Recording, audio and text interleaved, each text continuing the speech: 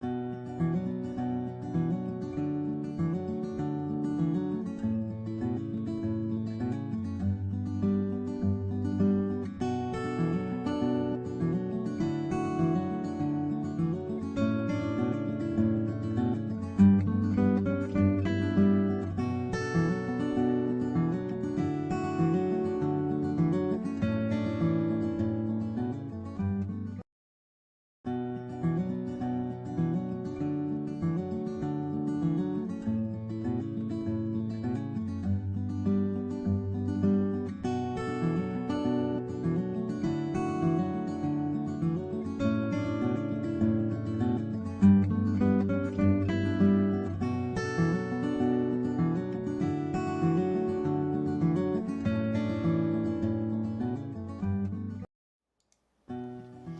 morning, everyone. How are you? It's good to see everyone. This is episode 199. Can you believe we are here already? My name is Rachel Smith, and I can be found pretty much everywhere as well for pearls. This is Woolen Spinning, and we have been doing this for a long time. We are almost at episode 200. Thank you for your patience this morning. We are just getting sort of up and running a bit more slowly this morning because I was presenting flax spinning for the Ontario Hand Weavers and Spinners Association Guild. So I just said goodbye to them. We just hung up on the Zoom call, post presentation Zoom call, and then I hopped on here with you guys. So I hope you are having a wonderful start to your weekend. I have the sun shining in here. It is coming in so bright. I closed the blinds and it's still blowing out the camera. So maybe it'll move and we'll have some slightly better light. So I am sorry about that because I know that it does affect the... maybe it'll move and we'll have some slightly better light. Hang on. So I am sorry about that because I know that... Sorry, you guys. We've got feedback and sound and whatnot. So... anyhow, I hope you guys are very well, and like I said, the camera is blowing out a little bit from all of the light coming in, but I have to admit it's been so lovely. So I think some of you were actually there at the OHS presentation this morning, which is wonderful. Thank you so much for the kind words about the presentation. I really enjoyed putting it together. It was really a really wonderful way for me to sort of stretch myself and to how do you present spinning on a fiber and a topic that is so comprehensive. You know, to be able to speak to spinning flax in a 1-hour presentation. I mean, people, you know, spend their lifetime spinning flax and they make it their life's work, and they become expert, and it's just really humbling when you approach a topic as sort of from the lens of an introduction of, like, you know, let's try to make this accessible. How can I contribute to helping people sort of you know, get onto their wheels, and here are some accessible ways to spin a strick if you order something online and get it delivered. Here's some top, you know, what do you do with it? And I hope that I was able to contribute to that conversation. So I hope that those that were there this morning had an opportunity to do that. So welcome everybody. The chat is just going crazy. I just want to say thank you so much, you guys, for being here. Thank you for the kind words. And I loved the comment. Kimberly is saying hello from Baltimore. She's spinning Angora rabbit with her Forsyth mini combs. Forsyth is local to me. He used to make combs and hackles. His stuff is absolutely beautiful, and unfortunately he has now retired, so which is really too bad. But I do have a set of Forsyth combs, and maybe one day I'll be able to get secondhand hackles from somebody. Thank you to Judy and Jenny and Josie for your kind comments about the flax presentation this morning. Thank you so much. You guys are very kind. And yeah, it was really fun to be able to do that. So we kind of have a slightly different show today. I got a very, very big box in the mail from Sweet Georgia, and this is the spinning sheep breeds stuff for the Spinning Sheep Breeds workshop that was just released on the School of Sweet Georgia. We recorded all of that in March, and Module 1 has gone up, and I just gave Lee the go-ahead for Leah, the go-ahead for Module 2. So I just reviewed all the videos and I've given her the go-ahead that I'm happy with them.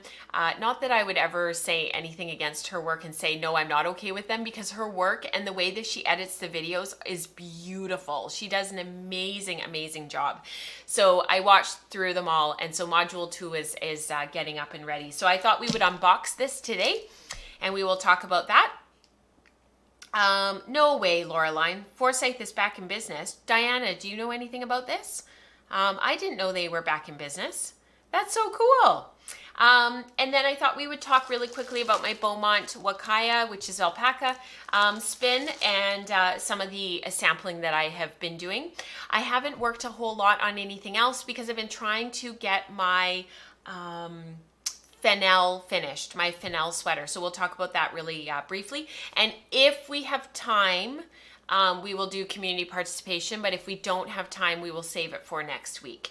And I just want to say thank you to everybody for continuing to share all of your myriad spins and projects and using your hand spun in all of your stuff, because it's just been awe-inspiring recently what people have been doing and what they've been working on.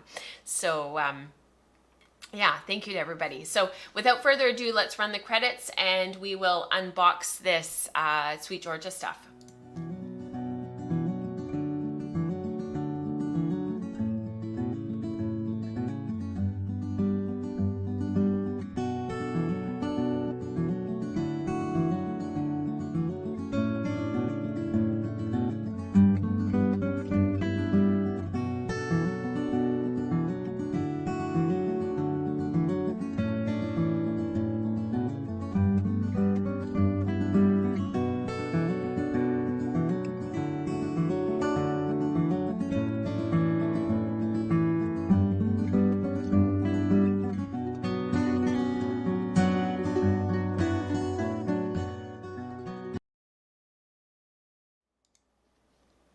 Oh, thanks, Diana. So I was just reading your comment. So I would like a hackle. So I will talk to you about that and get on the wait list for that, because that's really what I would like to do.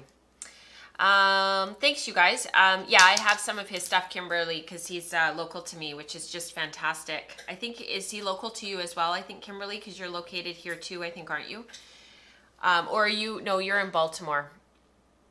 Anyhow, doesn't matter. Thank you so much. Yeah, so thank you, Diana.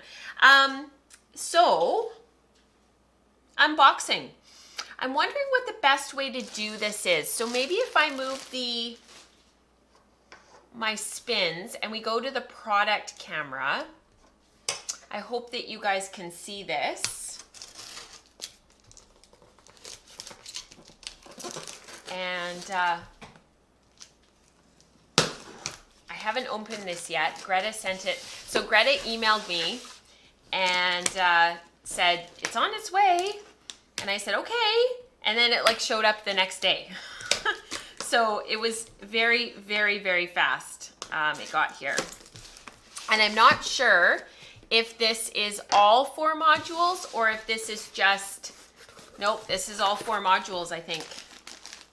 Holy smokes. Look at how beautifully it's packaged. So this is all the sheep breeds. I'm going to move my monitor back here because otherwise I'm going to end up hitting my monitor.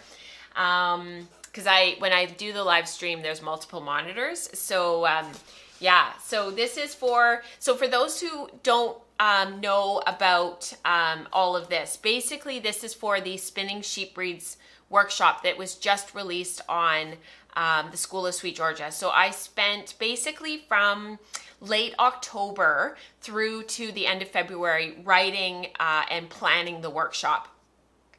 And each module has a whole bunch of sampling. So we spend a huge amount of time at the wheel, and each sort of the way I was really torn about how to organize the workshop, because just sort of some background.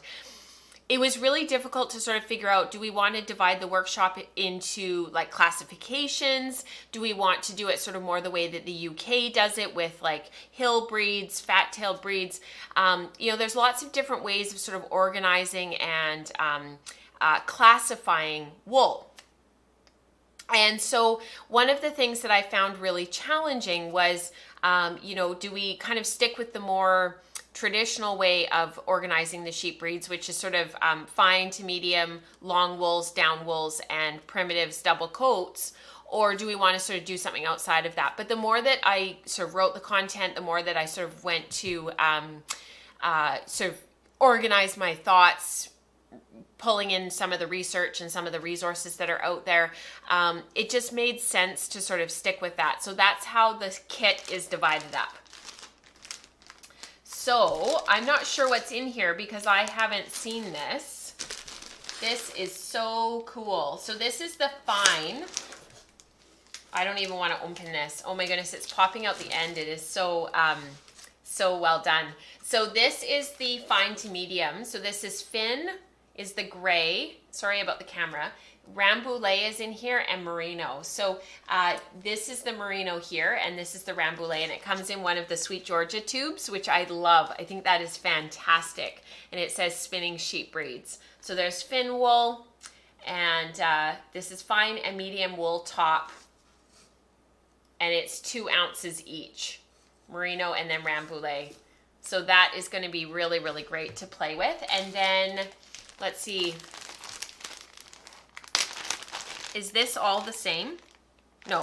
Okay, so this is the primitive one. Let me see if I can find all the different ones. I don't know which is which. I know this is down. So this must be the long wools. This is Suffolk. So I wonder, oh, this is fun. Get to look at all of this stuff. How many breeds does it cover? So Rebecca, are you wondering about the workshop itself, or are you wondering about the what's in here? So this is the long wools, and then some of the downs are in here too. So it looks like I've got a bit of a things aren't in like their exact. I think the idea is that they'll all be presented like this. So there will be the fine to medium, and then there will be the long wools, the primitives, and the downs. I might be wrong, but I think that that's kind of how they're going to do it. So with that in mind, they have sent me the other pieces. So this is the Kent Romney for the long wools. This is lovely. This is the Kent Romney. And then for the downs and the down-like breeds, there is Suffolk, which is this beautiful gray, and then the white Cheviot. So there's the white Cheviot here, 2 ounces, and then this gorgeous gray Suffolk. I wonder if you can see the color a bit better up here. It's kind of like a tawny brown. It's very similar to my CVM. So those are for the downs. So I'll put those there. 3 per module.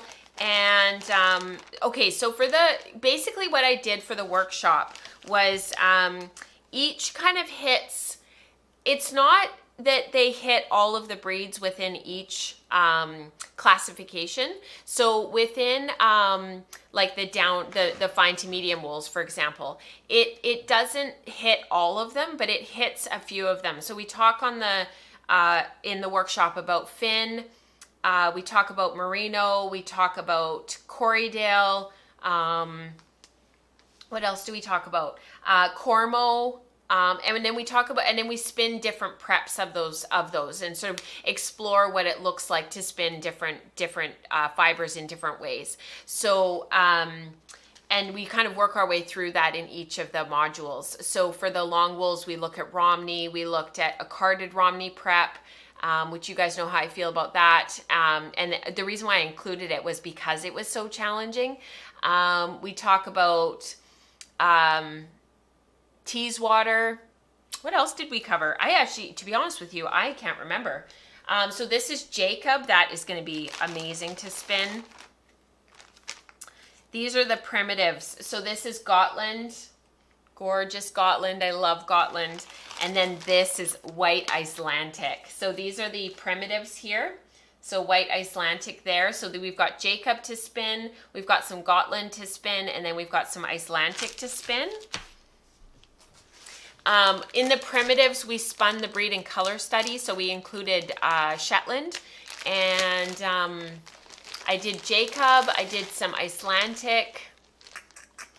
For the downs, we spun some Cheviot because it's got that Cheviot-like nature to it. We spun Dorset down because I've got a whole bunch, I've got an entire fleece in my stash. What else did we spin? I love that they included for the downs and the down-like breeds, they've included Charolais, which is one of the ones that we had studied for our breed and color study, which I think is really fun because it's a not well-known breed. It's not a well-known one. And what I like about the idea of including some of these alternative fibers is that it really opens up our ability to do some different things. And then we are able to, spin that together, reflect on it together, and find uses for these fibers. Because one of my favorite things for my Charolais has been my Alaska toque. I have worn that so much and I am shocked. And then Wensleydale for the long wools, which you guys know how much I love Wensleydale. Wensleydale singles, my friends. Wensleydale singles, enough said. And then one of our other primitives here is the Shetland. So we're going to put the Gotland in with the long wools, which if my memory serves is where I put them. That's where I put Gotland in the sheep breeds workshop. And then we've got Icelandic, Jacob, and Shetland for our primitives. And then we've got our downs here. We've got Suffolk, Charolais, and Cheviot, which is our down-like. And I actually bought a sweater's quantity of Cheviot, mill-spun Cheviot yarn. Kelly's here today in the chat. I don't buy commercial yarn very often, which you guys know. And when I do, it's for a very specific project. But I couldn't resist Kelly's naturally dyed Cheviot yarns, and that sport weight. I've got a specific sweater in mind, and I bought enough for the sweater. I'm so excited. So that is all of the fibers for the spinning sheep breed. So all of this is basically comb top, and it's all sort of slivers of comb top. So this is going to be really, really easy to spin. If you want to make some carded prep of any of it, you could use some hand cards, you could use your drum carder. If you wanted to see how the downs spin carded, because they do beautifully carded, you could take 1 ounce, you could take this apart and spin 1 ounce carded. You could put it through your drum carder, put it through your hand cards, and then spin the other ounce as it is here, as it is prepped. So just the sort of the comb top or the roving. I'm pretty sure this is comb top though. It looks like comb top. It's as parallel as it's going to get for a down. And then you could compare your two yarns and you would be able to see how they spin differently and what they look like. And then it looks like for the Suffolk, this is going to be a really good spin because there's some Kemp in here. And so you'll have an opportunity, because we talk about Kemp a lot in the primitive workshop, in the primitives module. So you'll have an opportunity to see what it's like spinning with Kemp in your yarns. And some of you are going to say, oh, I hate this, it's so horrible, there's all this Kemp in there. But what you need to keep in mind is that Kemp will work its way out as you spin it, as you knit it, as you wash it, as you wear it, and then you're left with a beautiful yarn, and usually for a fraction of the price. So when you're looking at fibers out there that they're very Kempy, don't write it off completely. I had a really, really Kempy sliver that I bought when I first started spinning, and it was of Jacob, and I didn't spin it forever because it was so Kempy, and there was all just tons of Kemp in it. Well, it's ended up being one of my favorite yarns, and I gave a little bit of it to Eric, Katrina's husband, to knit up into a toque, because it's just such a wonderful finished product, a wonderful finished yarn, and all of that Kemp worked its way out, and it's virtually undetectable now. So it's not like guard hairs where they can get really kind of into the fiber and kind of spin into the yarn and make it really wiry and stiff, where when you're knitting, you're still pulling out the guard hairs, which can happen with fibers like alpaca. Whereas with Kemp, you just pick it out, and it's so super stinking easy, and it naturally just falls out. It doesn't align itself or embed itself in the fibers. There were some questions, so let me just go back in the chat and see what you guys have to say. Cheviot is definitely my top 5 breeds for all-round wool. Absolutely, Becca. I totally agree. I would actually say, so these are my top 5 as of right now. Because you guys know me, it'll probably change. My top 5 right now are Cheviot, and in no particular order. Cheviot, excuse me, I've got fiber in my mouth. Cheviot, Shetland, Finn, Dorset, and Romney. Those are probably like my top 5 right now that I'm into. And Jacob, so 6. Maybe I would take out Dorset for Jacob. Yeah, those are probably like my top ones right now. Let me just make sure that I didn't ask, that I didn't miss any questions. I hope I answered your question, Rebecca, about the breeds and what it covers. Jennifer's looking forward to wanting to find some Cheviot. There's lots out there, Jennifer. You'll be able to find some. Does the student need to prep the fibers themselves? No, absolutely not, Josie. You just strip this down and get on the wheel and spin it up. The workshop barbel is in the School of Sweet Georgia. The links are actually in the YouTube post down below. There's links to Patreon, the website, and also the affiliate link for Sweet Georgia, because that is how I am paid. Yeah. I don't think you can take the class without being a member of Sweet Georgia, but there's different membership tiers. So you can definitely find something that will work for you. So that's really fun. I'm glad we did that. I'm glad that we unboxed that together. Welcome, Jess. Your first time catching the live show. We normally don't have unboxings. Today was a bit unusual, but there you go. There's a first time for everything. I'm going to keep these all together. So I'm going to keep the long wools together. Sorry for the noise of the bags. And I'm going to keep these together, and I am actually going to start working my way through these quite quickly, because I would like to talk about them on the podcast and reflect upon them, so that as you guys start to spin your stuff, you've got you can ask me questions and get feedback from me, and we can talk about it on the podcast and kind of work our way through them. Obviously, the module that's already out, that's already been released, is the fine to medium wools. And so this tube is what I will be spinning first. So fun stuff. There's so many fun things happening right now. You know, there was OHS this morning. In June, we've got the hand spinning seminar, the Ontario hand spinning seminar coming up, which is really great. That's coming up on the docket. And then, you know, and then we're into the summer, and I always find the summer is such a wonderful time to just, you know, get caught up, reflect, work on things that I haven't been able to get to, all that stuff. I'm really looking forward to that. I've been working on some of the content for the summer, and that's been really wonderful. Just doing all the sampling and whatnot. It's just, yeah, I really enjoy this time of year. We're sort of over the hump of the sort of the new year and all of the expectations around the new year, and now we're like solidly like into the year and kind of getting stuff done, you know. Oh, fiber fondling is so good. Absolutely, Lindsay.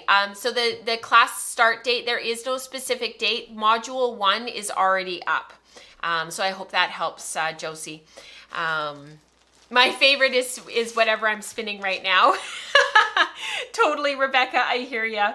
So this fun bundle of fiber, I've talked about this briefly before. This is Beaumont. So Wakaya is basically what we would call alpaca in North America.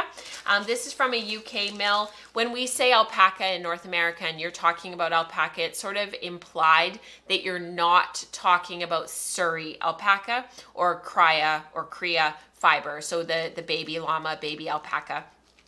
So in North America, when we say alpaca, we're talking about Wakaya, unless the distinction is made that you're actually spinning Surrey alpaca. So this is 49% Beaumont, 51% Wakaya, and the Beaumont in here is just wonderful to spin, and I just absolutely love how this is prepped. I'll hold it up here. It's just this like tube. The roving, because it is a roving, is like flat. It's like a ribbon. It's just absolutely flat. Isn't that fun? And white with a blown out camera doesn't really work very well, so thank you for your patience. But the sun is just beautiful. So even with the blinds closed, it's amazing how it just streams in. So I have been doing I was doing a whole bunch of sampling, and unfortunately it's white on white, so not super helpful for you, but you can see my plyback test here. So if I just sort of loop this here for you guys to see, this is my control card that I've been spinning from. So I am spinning long draw. I started off spinning continuous back, but the roving just, it doesn't like to have a lot of twist into it. I could feel it was fighting my hands. It was fighting me. The twist was really building up, even on a really super slow ratio, even with really slow treadling feet. And so I ended up sort of naturally defaulting to this beautiful long draw, and it's spinning relatively evenly, considering the alpaca in there, because sometimes alpaca doesn't draft really super evenly. Surrey alpaca, especially for anybody who has spun Surrey.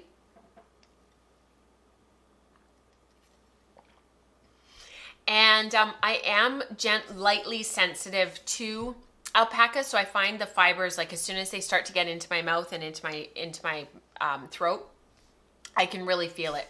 So I just have to remember to drink lots of water. And yeah, so then I did, so I've been spinning to the plyback test. You can see how loose, how light and airy, very elastic if I sort of pull on it a little bit, which is from the Beaumont in there.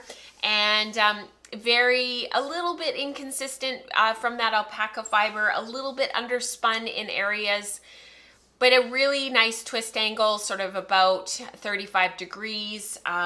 Definitely, if I pulled hard enough, I could probably break this, but you know, overall pretty good tensile strength, nice and elastic. And then what I did was I took that one step further. I've got them mixed up. This was my original plyback test. So it's about 20 degrees. You can see how it's structurally not very sound. So I increased the ply twist, and I ended up with this. So I've got them mixed up. It's just because I'm so enamored with this yarn. I just think it's so pretty. I skipped right to it.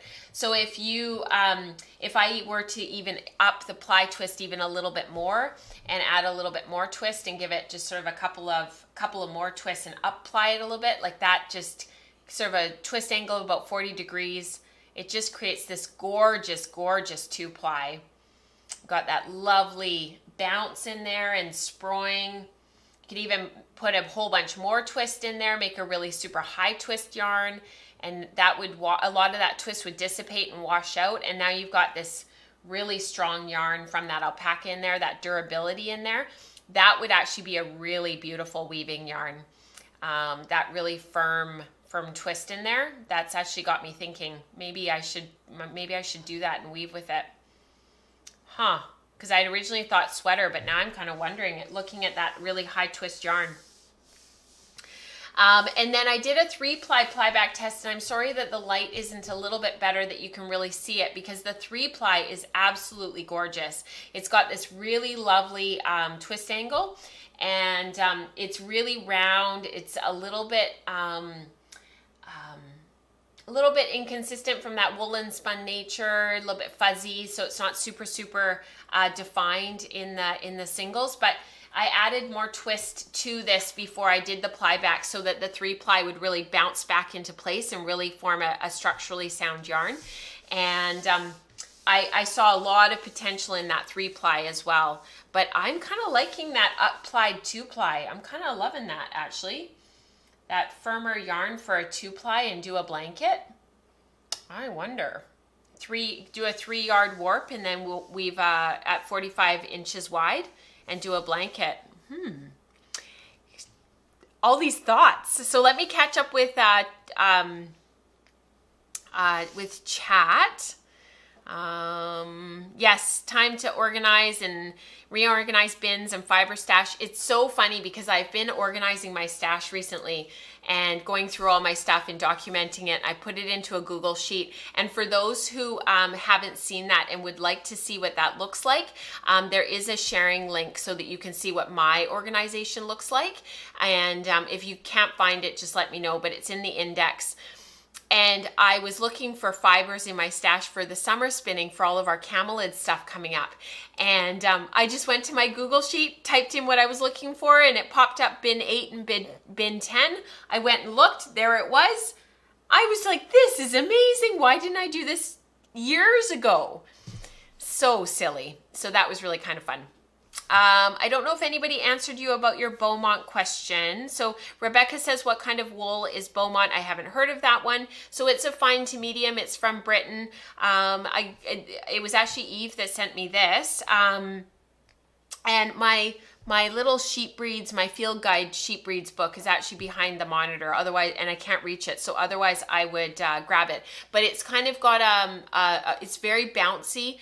It's a little bit longer stapled than merino, and it's just it's been a beauty to spin. I would love to spin it actually 100% Beaumont, and I have some in my stash that are some that I just need to card up that Eve had sent me. So it's a merino Shetland cross, and Becca says to get a fine wool that can grow in the UK, it's kind of a merino Shetland cross. Thank you, Becca.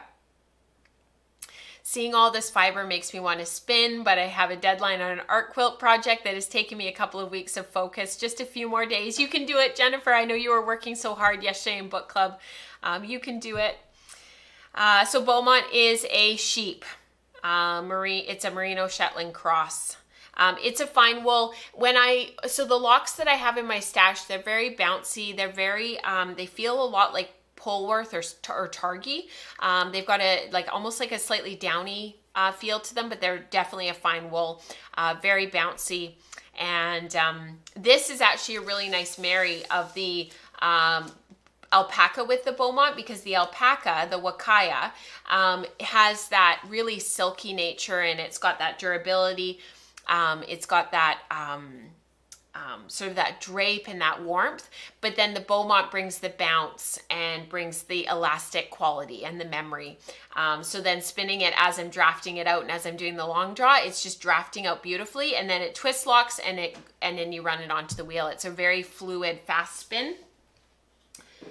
If you guys want to see one of the 2 bobbins that I have finished, this is one of my 2, so the other bobbin is on the wheel. I took this one off actually because I needed to do some sampling, but this is the first bobbin. So very fine, very lightly spun, almost kind of fuzzy. The singles are kind of fuzzy and not super over twisted. So whatever I decide to do with this yarn, if I do decide that I'm going to ply it, it is going to have to be very firmly plied to be able to withstand the tension of a floor loom. Yeah.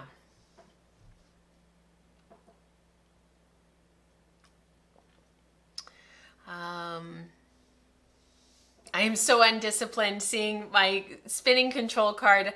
I do this so inconsistently. Now I know why do I get confused months later when I stare at a skein. Oh, Jennifer, I know. You know what I think? I think we all have like our places where we want to be really super organized and where we want to be really super on it. And then there's other places in our making that we just let go. And it's funny how that's different for everybody. So Becca, thank you for answering Jess's questions. Becca was saying my Beaumont has been a challenge to card because it's so fine. But yes, so the cotton cards, so I do have cotton cards, Becca. That's what I was planning on using. That's also why the mill put in 50% alpaca. It's because it was too fine for them to deal with. So when I was talking to Eve about it, it makes sense that they would need to add the alpaca fiber for the mill to be able to cope with the fineness of the Beaumont. So really, really fun. Oh, Julia, I hope that you get your spinning mojo back. I am the anti-spinner. I'm the anti-spinner at the moment. I just don't feel like spinning at all and ripping out a hand-spun garment at the moment. Oh, it's always heartbreaking, hey, to rip our hand-spun. It's not worth it to keep knitting it if it's not working, but it's definitely heartbreaking anyhow. Definitely seasons of reset in our making. That's absolutely true, Mars. So much of getting experience at spinning for me has been about finding this sweet spot of planning and then letting go. You nailed it. You nailed it, Rebecca. You're absolutely right. I had to learn that. I had to learn when was the time to dig in and to see it through, and when was it the time to let it go. One of those times for digging in and sticking with it was my Spark cardigan. So I'm not going to speak to this today because I cannot do it justice. And I cannot speak to it with enough time to really, speak to it with enough justice. But it is done. Don't be shy, Diana, you can come in. She's being shy. And actually the light is blowing it out. But it fits perfectly. I love how it finished. It's washed, it's blocked, it's done. And we will talk about this another time. We just don't have time to really go into it today and to really do it justice. So I'll give you a little bit of a teaser. I know I'm being a little bit unkind, but it was kind of like a magnum opus for me. And I really just don't want to gloss over it just because I feel pressured by time. So this is my finale. And this has actually been going quite well. I've been a bit surprised. The Romney wool it's definitely been a challenge. It's hard on my hands to knit, which I've talked about, and I'm sort of a bit hamstrung by the amount of yarn that I have. And the sweater is supposed to be about 13 inches long, so it's supposed to come to sort of like the top of your jeans. And in her photos, she has it modeled over a really, really cute dress. And it's really quite lovely. But you can see how deep the raglan is. So when you do your raglan and you separate for your sleeves, you can see how deep it is. Like normally your raglan is way up here. So then when you measure the length of your sleeves, you're starting from up here. And because of the drop sort of nature of the saddle shoulder, and then you've got the raglan in here, and I had shared with you guys last week that you pick up stitches underneath here and then you knit down. I ripped everything back, which I told you guys about, and I started again and I took out all of those extra stitches. It was just so big across the back, and it just hung and it didn't look really particularly nice. Now, because of the way that the hem is done, it's not a 2x2, it's not a 1x1 rib, it's a different type of a textured stitch. You can see how badly it's rolling. And so I'm kind of wondering if I'm going to end up taking off the I-cord button band and redoing it and lengthening the sweater. But the thing is that then it gets like too long, and this will block out and will drape, because all of these stitches will sort of fall into place and they'll work their way out. So I'm kind of torn about that. So I'm going to wash and block it first, and hopefully a lot of this will kind of work its way out. And this morning during the OHS presentation, I was working on the sleeves, so I was way up here, and I got all of this done this morning while I was watching, and because I had to be there to answer questions, obviously. So you do an I-cord, you pick up I-cord all the way around, all the way around, all the way around, and then you do your button holes at the same time. And you guys were very helpful on the Slack channel. Thank you so much. I had asked about which buttons to throw on, and everybody said the darker ones. So I had some lighter buttons that I had chosen, and then I also had these dark ones, and everybody without fail said dark. And I think that was definitely the right choice. And the reason why I didn't want to put the dark ones on is because I actually only had 5 of the dark buttons. So the last one, the one at the bottom here, is actually a different button. Thankfully, to the untrained eye and to somebody who's not detail oriented, they'll never know because they won't be looking down here when I'm wearing the cardigan. So the dark ones just work so well that I ended up doing that. I loved how she did the buttonholes. This was absolutely brilliant. You pick up your stitches and you knit a row, and then you do something special when you're picking up your stitches, and then when you do your I-cord bind off, it creates this lovely buttonhole in here. That alone is worth the pattern, to be honest with you. I think I'm going to use this button band on other garments in the future. It was just brilliant, and it was fast, and you're not building this really big button band. So even though it's rolling right now, once it's washed and blocked and laying out, this will all relax, and it'll really create a lovely front. And now I've just got the sleeves to do, so I'm really making good progress. Yeah, thank you for the compliments on the spark. I'm really happy to have that done, and we will do it justice, and we will talk about it. I just don't want to get into it today. It's a big project to talk about. So yeah, and I go into all the details about the steeking and the color management piece and the breed and color study, etc., etc. That is coming up in the May and the June How I Spin content. So that is coming up. And if you are watching for the Ketchup and Pickles housekeeping post, that is the post that comes out every month. It has all of the stuff that has been released for the month and all the links. That will be posted tomorrow. I just have to wait every month for everything to actually post, all the links to populate, and then I can put it in and you guys can go and click to see what you want and what you are interested in.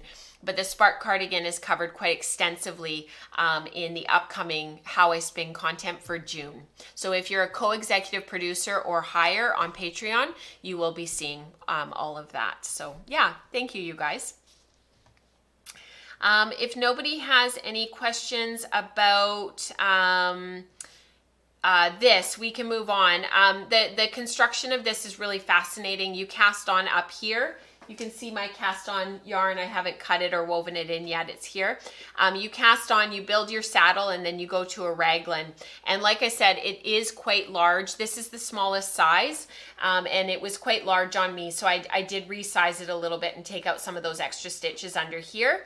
I also stopped and separated for the yoke and everything a little bit early. I think it was like 3 or 4 rows early, just because it was getting bigger and bigger and bigger, and the sleeves were getting bigger and bigger and bigger. And I kept trying it on thinking, oh, I'll make it a little bit bigger. And I knit a couple rows, and then I'll make it a little bit bigger. And then it got to that point where it's like, nope, it's perfect. I'm going to separate, try it on, and then I'll go from there. Oh, yeah, I just changed the name of the housekeeping newsletter to Ketchup and Pickles. It was at James's bequest. So I've always called it just Housekeeping April 2021, Housekeeping February 2021.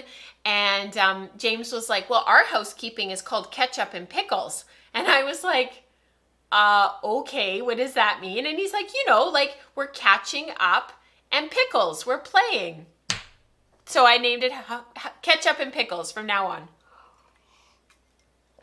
If you're looking for the Ketchup and Pickles from last month, this is the one from last month for you guys to catch up on. So I'll post that there. So that is Fennell. This is a pattern by Orlaine Souche, which I think I forgot to say. I love her patterns, and she actually just released a new sweater. It's a pullover with a lace in the yoke, and I have to admit, now that's in my queue as well. So, too many sweaters, not enough time. That's the way of the world. So one day we'll get to everything, and one day well, actually, you know what? I hope we never do. I hope there's always things to knit, and I hope that we always have more things to inspire and more things to work on. All right, community participation. I'm glad that we got to this today because I have some really, really fun stuff to share. So yeah, I thought it was the best too, Rebecca. I thought James just nailed it with that one. So for May, tell us about your favorite food and why. You can comment in YouTube down below, not in the live chat, but in the actual comment section on YouTube, or you could comment in the May episode thread in the Ravelry group if you are a Ravelry user. I know some aren't, so please comment here on YouTube. The January, February, March, April giveaways, yes, all 4. They are packaged and here and ready to go. We ran out of printer ink, so everything is. So we got some. It was I got it yesterday. So I've got the printer ink. So I will be sending those out in the mail on Monday. So that's the Finn for Jennifer, Maria, your Targi, and Alicia. I really would like to know how to say your name properly because it's absolutely beautiful. Alicia, your panda. So those are going in the mail. I'm forgetting something, but I will remember, and that will be heading off soon. So the first breeding color study for our community. So we're currently working on our Shetland. This is Always Believe, the colorway that Katrina developed for us. This will be coming to an end at the end of June. People obviously will still be working on it. We'll still be sharing stuff. People are still working on breeding color study yarns from previous, but then we'll be releasing sort of the next iteration at the beginning of July. So please stay tuned for all of that. Katrina has sent me a couple of photos of what she's working on. It's very exciting. And what we do is for the first half of the year, we look at comb top. And then for the second part of the year, we look at carded prep. So July's will be on carded prep, and we'll be discussing the breed and what we're going to be studying closer to that time. So this was Megan's. She shared this on the Slack channel. Finally finished one of my breed and color skeins. This was the Murret natural red and orange, and then a few streaks of black put through the drum carder to get a heathered effect. Love the depth of the color. This is just absolutely beautiful. She has 2 other skeins on 2 different wheels. If only she could spin them all at once. This is beautiful. I love this. I love that she added in the black too, because the black gives the yarn that texture. It gives it that movement. It enriches the colors around it. It's just an absolutely beautiful, it just adds so much. So really beautiful, Megan. Thank you so much for sharing. I am so excited to share this next project, and I don't have Bridget's write-up about it because she just posted photos, but if everybody could just take a moment and look at the screen and take a moment to gasp, okay? Just gasp. Amazing. Bridget, thank you so much for sharing. So this is Breed and Color Study, and her garden is beautiful. Oh, all that greenery and that ivy and everything. Bridget, love it. This is her Breed and Color Study. So she wove this fabric. She wove a long panel, and then she sewed it together into this vest. And I hope that you live in it, Bridget, because this is just amazing.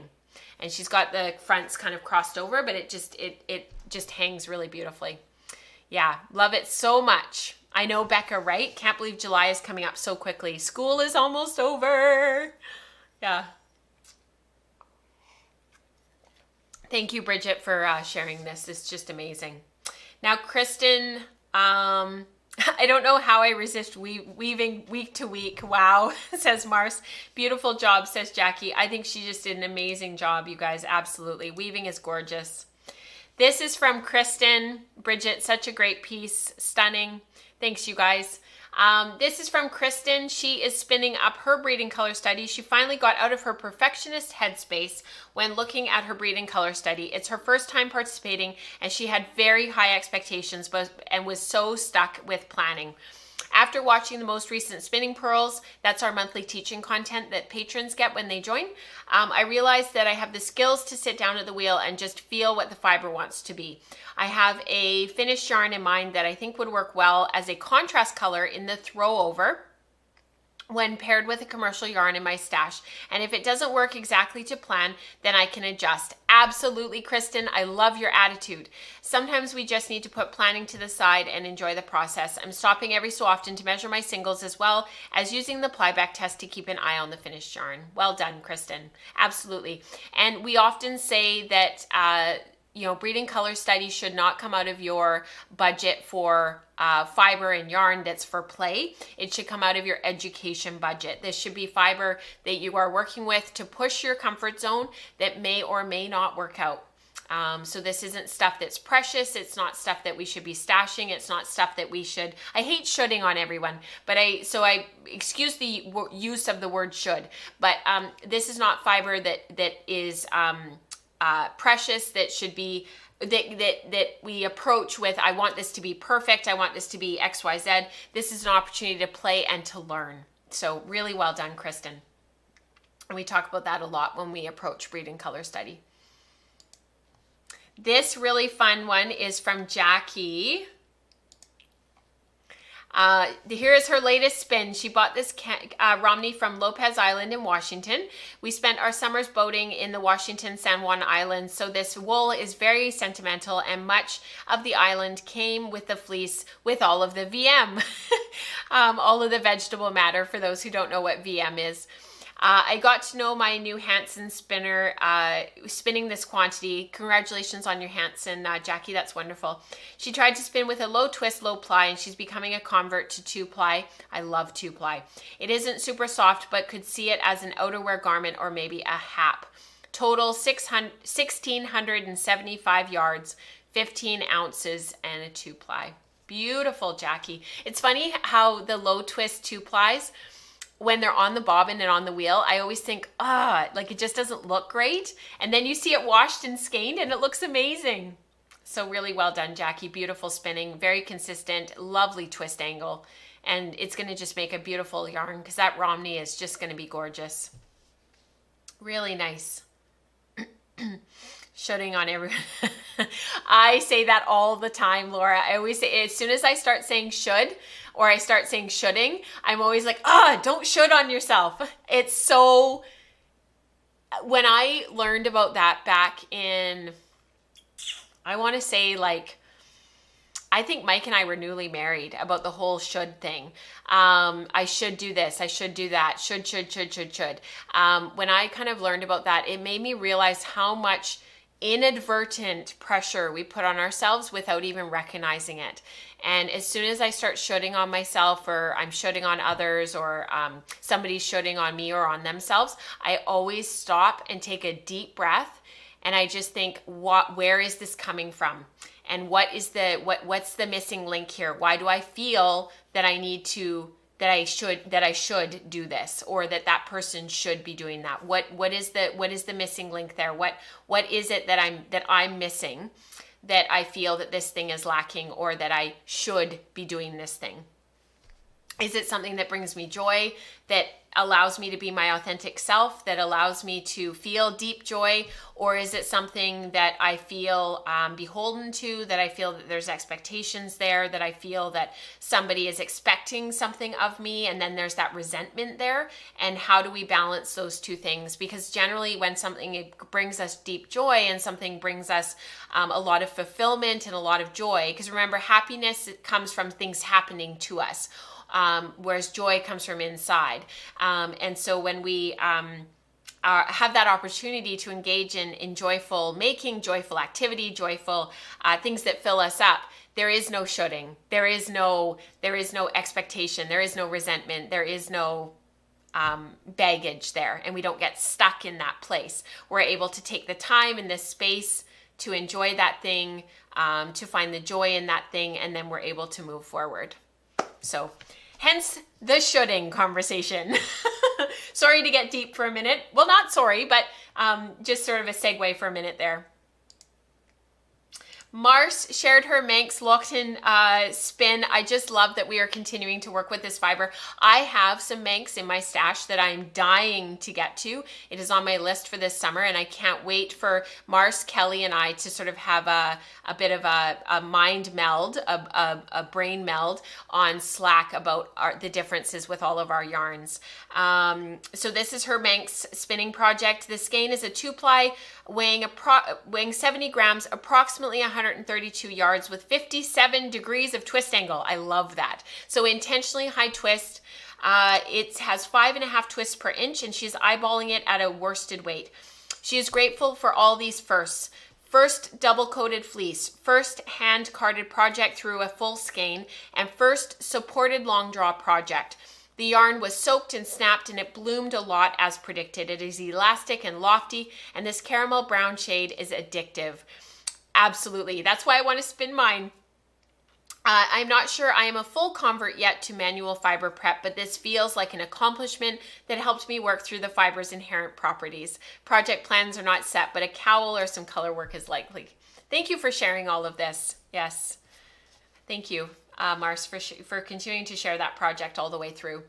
It was fun to see your initial sampling, and then to actually see you finish it off is just wonderful. This is from Erica. Yes. Brain meld, absolutely, Mars. It's a date. All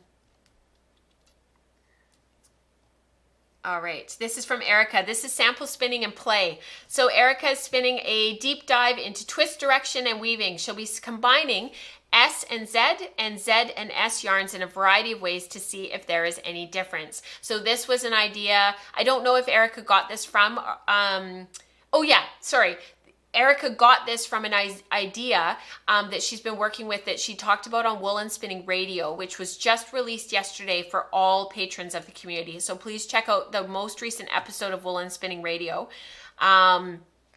where Erica has shared, this was a project that she's been working through. There was an exercise that she had gotten from Sarah Lamb. And so what I love about this is that she's sort of working her way through it, and she's sharing sort of what she's finding and how that's working out. So for those who are patrons who haven't seen it yet, in the live chat, there is the link for the chat about weaving with handspun with Erica, which is fantastic. So thank you, Erica, for starting to post photos and to share your sampling and your play. That's really wonderful. This is from Hannah. I love this yarn so much. I just want to go over to Hannah's house and steal it in the night. Do you guys remember when we first started talking on the podcast, when I first turned on the camera in 2014, some of the very first episodes, there was always this discussion about always taking off your brake band, especially the polyurethane brake band. So like on the Magicraft Susie that's behind us here, or on the Lendrum, which is way behind me back here. Because if you didn't take your brake band off, take your brake band off relieves the tension on it, and so it'll last for longer. But if you didn't take it off, that the spinning gnomes would come at night and undo all of your spinning.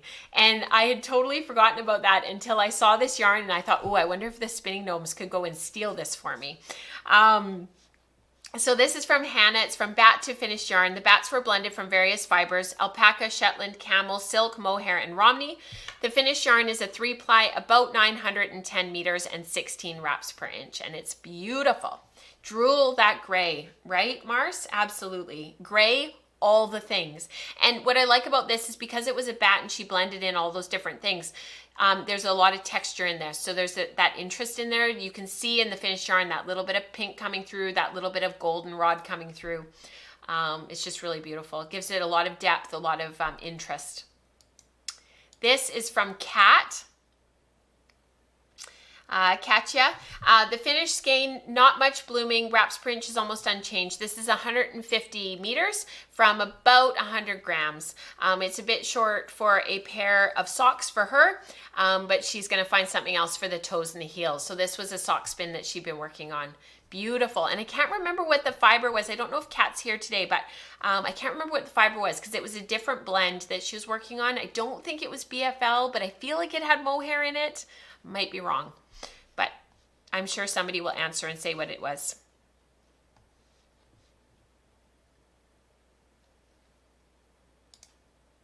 And finally, this is from Dana. And Dana posted the cutest photo of her mother in the Slack channel the other day. And with Dana's permission, because I wanted to ask before I posted it, I was wondering if I could share it, that project and that photo, Dana, of your mom next week. So if you could say yes or no. I don't mind if you say no, there's no pressure.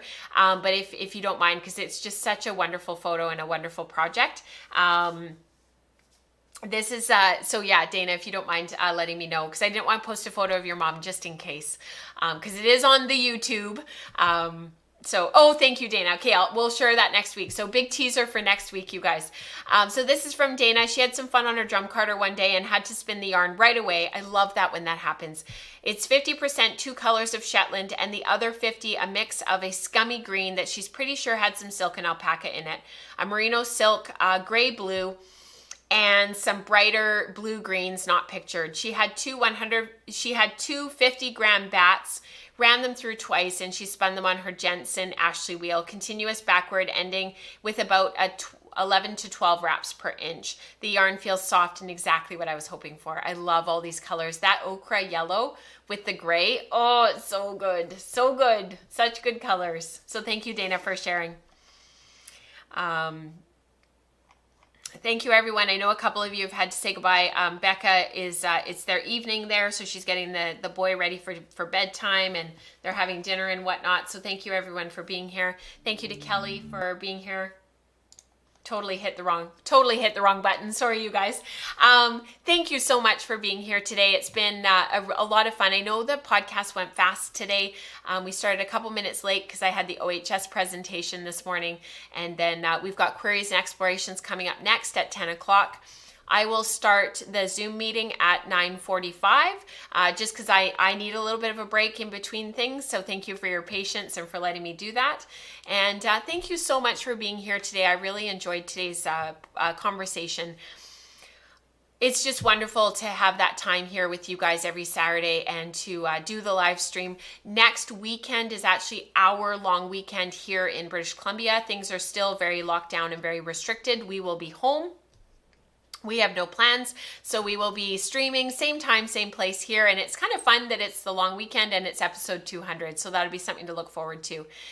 Thank you for being here, and I'm thinking that next show we'll do a deep dive and talk about the Spark cardigan. I won't cover the things that I talked about in the How I Spin content, but we'll talk about some of the structural things about the cardigan, and we'll talk about some of the sweater modification pieces and the collar and some of that stuff. I also will talk about the CVM because I never really talked about the CVM yarn.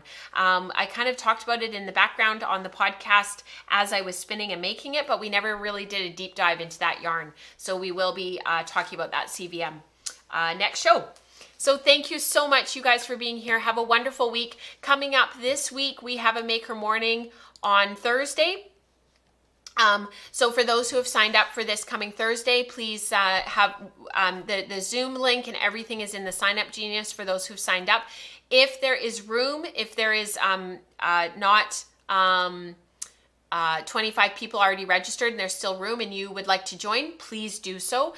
Even if you're signed up for another one later in the month or you've already signed up for one, if there is room, go ahead and pop yourself in there.